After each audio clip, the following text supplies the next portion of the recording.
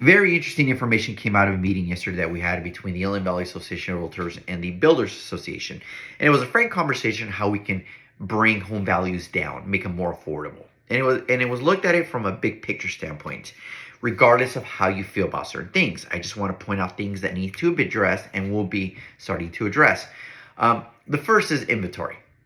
We're not building enough, period.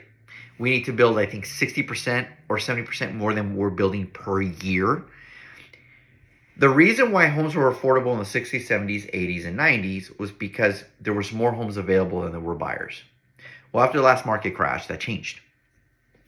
And because that changed, we now don't have enough inventory, hence why home values stay at an elevated price.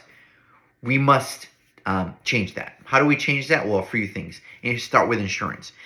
Insurance is so difficult to get now that it is cheaper for developers to build multi-unit, high-density rentals than it is for them to build homes.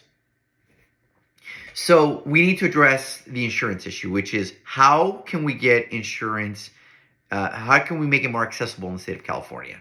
I'm not going to go into detail, but that's one of the things.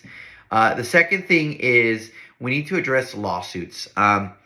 In California, if a developer builds a house within the first 10 years, it builds a house, and the first 10 years they can sue you. They can come back in year 10 and do a big lawsuit about some defect.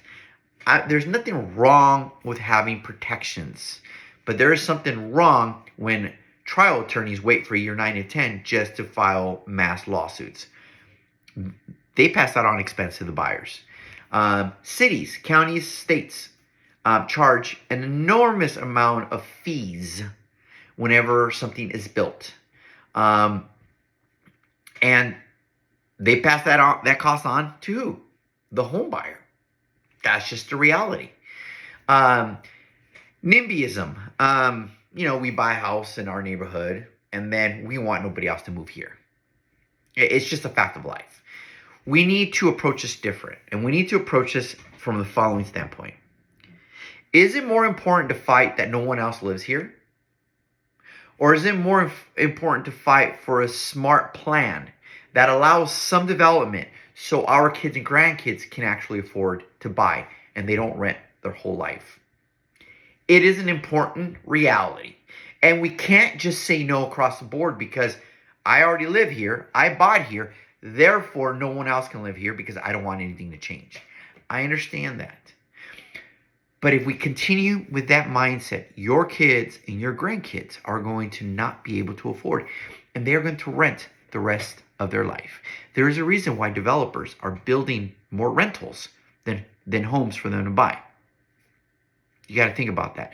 So we need to sacrifice a little.